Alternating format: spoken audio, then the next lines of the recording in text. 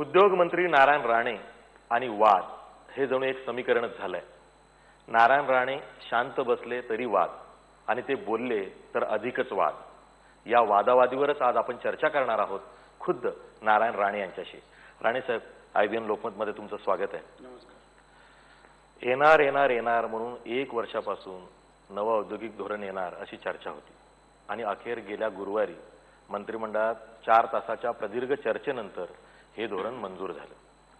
काँग्रेसच्या एका कार्यक्रमात तुम्ही आणि मुख्यमंत्र्यांनी हे धोरण मंजूर झालं हे जाहीरही केलं, पण त्या अधिकृतरित्या धोरण काय आहे हे पत्रकारांपर्यंत पोहोचलं नाही आणि मग मंत्रिमंडळात जे काही मंत्र्यांनी आक्षेप नोंदवले त्या आक्षेपांची बातमी झाली। तर यात पत्रकारांचं कुठं चुकलं?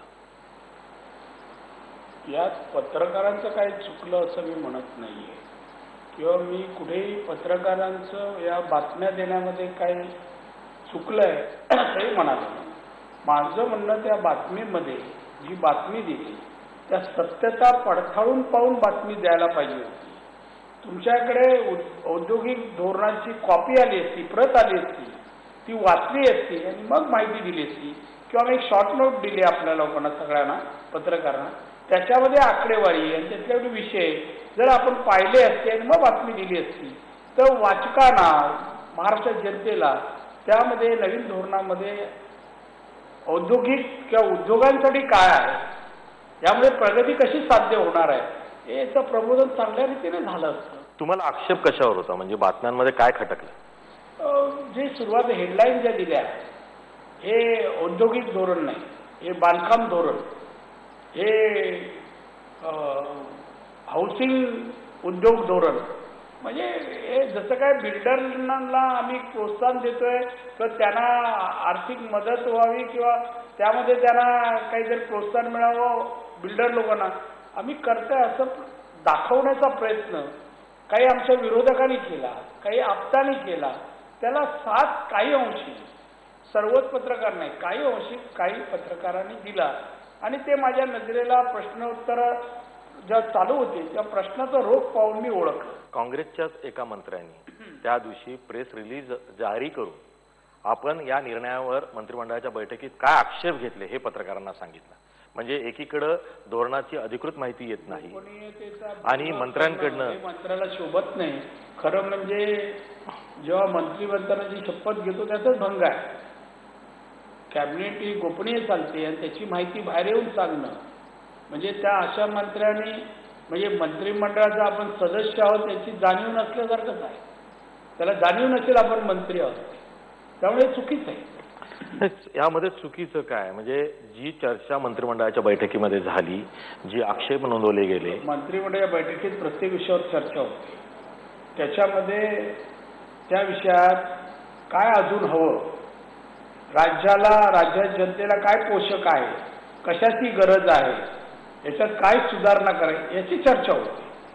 विरोध होत नाही, त्यामुळे विरोध कोणीच केला नव्हता। मंत्रिमंडळाच्या बैठकीत एकाही मंत्र्यांनी विरोध केला नाही। बाबा यामध्ये हे असायला हवं होतं, जमिनी घेतल्या त्या परत करा।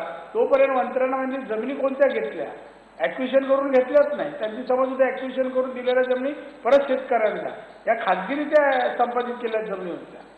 त्यामुळे हे गैरसमजुतीमधून जी चर्चा जी काही अंशी चालली त्याच्या बाहेर येऊन बातम्या गेल्या आणि जरी एखाद्या मंत्र्याने बातमी दिली तरी शेवटी कॅबिनेट गोपनीय असल्यामुळे ती बातमी द्यावी की नाही। गेल्या गुरुवारी असं घडलं की मंत्रिमंडळामध्ये 4 निर्णय झाले, त्या 3 निर्णयांची प्रेस रिलीज जारी करण्यात आली आणि ह्या 4थ्या निर्णयाची जारी केली गेली नाही, त्यामुळे एक संभ्रम होता आणि मग बातमी काढण्याच्या नादामध्ये पत्रकारांनी माहिती घेतली, ती माहिती स्फोटक होती, ती छापून आली। तर यात कुठं चुकलं? म्हणजे यात पत्रकारांनी खूप मोठा अक्षम्य गुन्हा केला हे कसं काय? नाही, गुन्हा बिना केला असं मी काय म्हणालो नाही आणि हा मोठा गुन्हा नाहीये।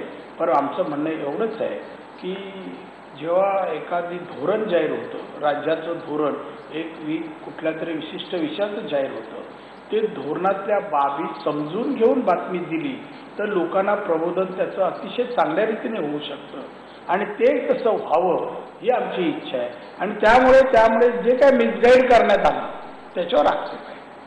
ज्या काही चुकीच्या बातम्या आल्या त्याच्यावर आक्षेप आहे. आणि म्हणून सगळेच पत्रकार सगळ्याच बातम्या चुकीच्या होत्या असं मी म्हणालो नाही.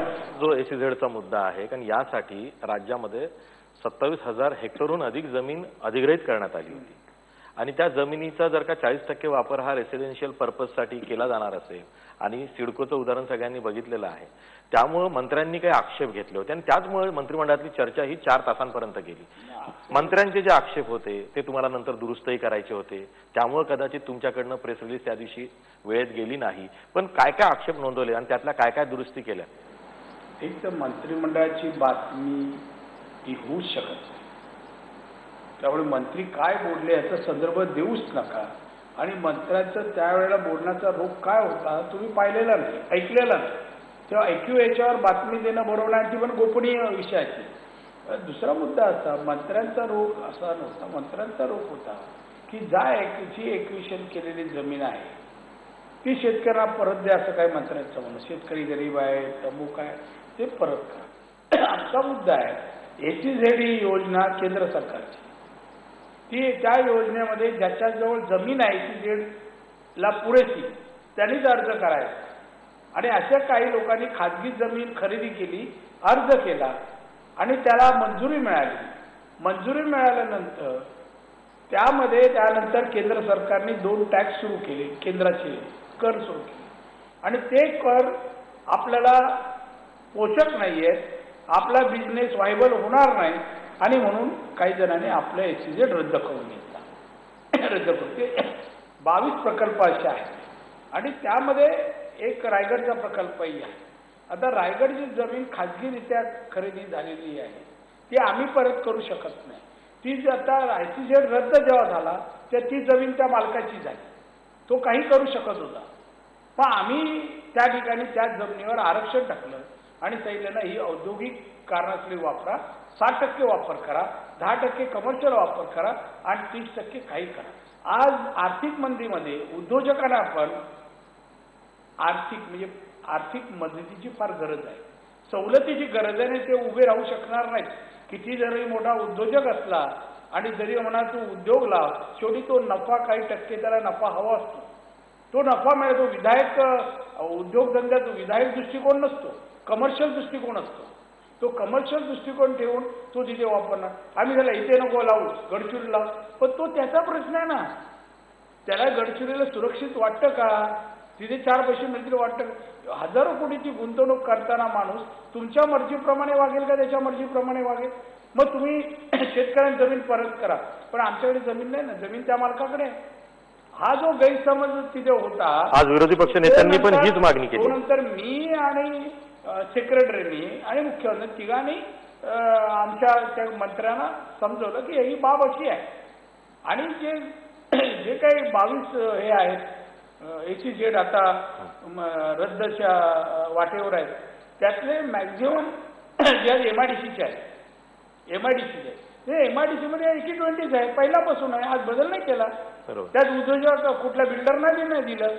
60,000 हेक्टर जमीन आहे MIDC कडे. कंपन्या लागतील, त्यातल्या कामगारांसाठी घरं असावी जवळपास आणि त्यांना शाळा असावी, कॉलेज असावी आणि म्हणून आम्ही 20% दिलेलं आहे. नाहीतर कंपनी ठाण्याला आणि राहायला पुण्याला शक्य होईल का येणं जाणं सगळं? त्यामुळे ही सवलत दिली आणि याच्यामध्ये हा तो गैरसमज झाला. पण मुळात आम्ही सांगितलं तो सिडकोने दिलेली जमीन आहे, तो एक SEZ आहे आणि त्याचा विचार करायचा असेल तर तो प्रस्ताव परत कॅबिनेटला आणूनच निर्णय होईल. असा निर्णय होणार नाही. आणि कोणताही प्रोजेक्ट कोणालाही काय करायचं असेल तर ते एक व्यक्तीकडे जात नाही. मुख्यमंत्र्यांची उपसमिती आहे मंत्रिमंडळाची, ते पण एकटे नाहीत. त्यांना निर्णय घ्यायचा असेल विशाल प्रकल्पाबद्दल, अतिविशाल प्रकल्पाबद्दल, CHच्या नेतृत्वाखाली एक कमिटी आहे. या 2 कमिट्या मोठे उद्योग घेण्यासाठी ते त्यांच्या कमिटीत पास झाल्यानंतरच येतो उद्योग विभागाकडे तो विषय का ती कंपनी. त्यामुळे उद्योग विभाग एकाच्या मर्जीवर चालत नाही. त्या ठिकाणी जमिनीचे उद्योग चालले आहेत. विरोधी पक्ष ज्या भाषेत जमिनीचे उद्योग, पुढे जमीन एक तर उद्योगाला लागते, त्याच्याशिवाय होत नाही. आज गुजरातमध्ये पण जागा बळकावून उद्योजकांना देण्याचं काम आहे, महाराष्ट्रात ते होत नाही. लघु उद्योग बंद करून मोठ्या उद्योजकांना देण्याचं काम सुरू आहे.